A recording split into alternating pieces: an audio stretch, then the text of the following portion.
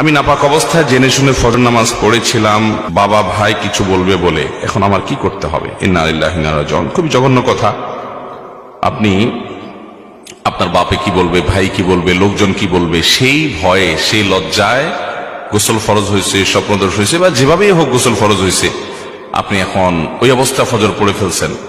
আপনি জঘন্য অপরাধ করেছেন, ভয়াবহ অপরাধ করেছেন। অপবিত্র অবস্থায় আল্লাহ তাআলাকে সিজদা নিবেদন করা, নামাজ পড়া, এটা ডেঞ্জারাস অপরাধ ভাই। এটা ঈমান নিয়ে টানাটানি হওয়ার মতো অপরাধ, খুব জটিল একটি বিষয়। যেহেতু অপরাধ হয়ে গেছে, প্রশ্ন করেছেন, আল্লাহর কাছে অনুতপ্ত হবেন, লজ্জিত হবেন, মাপ চাইবেন, এবং মৃত্যু পর্যন্ত আর জীবনের জন্য কখনো এই ভুল না হয় সে ব্যাপারে সাবধান থাকবেন। আর মনে রাখবেন, কিছু কিছু লজ্জা আছে, এই লজ্জাগুলো নিন্দনীয় লজ্জা। যেমন আপনি কোথাও বেড়াইতে গেছেন আর রাত্রে স্বপ্নদোষ হয়ে গেছে, যেভাবে গোসল